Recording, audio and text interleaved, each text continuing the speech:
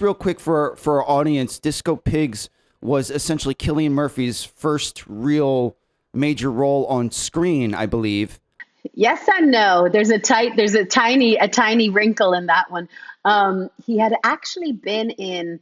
I cast him in Disco Pigs, but another movie was made just before Disco Pigs, which was a movie by John Carney, actually. So Cillian played the lead in that movie, but it was in Disco Pigs that he kind of got to play. Yeah, he had obviously already played that character on stage so powerfully that I think Disco Pigs was like, you know, his real kind of meaty role that he could revisit, you know?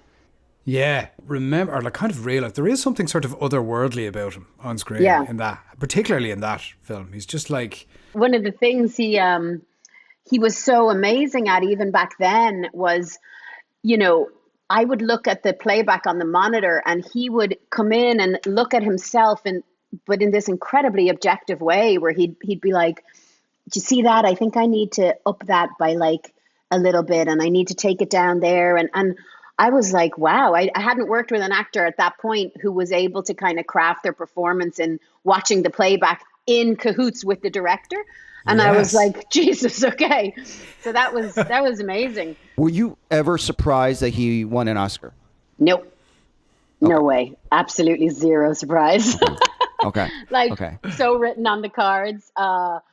You know, at the same time though, like there's a lot of people I would feel that way about who haven't yet, you know, there's a lot of actors I've worked with. I think Cillian though takes the craft incredibly seriously, you know, like you can tell from day one.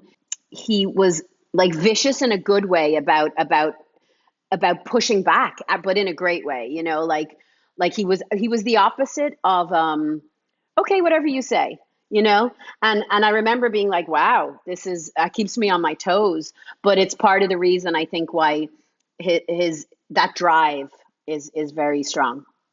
Sorry, I have to ask. So in what way, because both of you were fairly young, in what way was he able to viciously protect his art and his craft, but also not throw you off or offend you?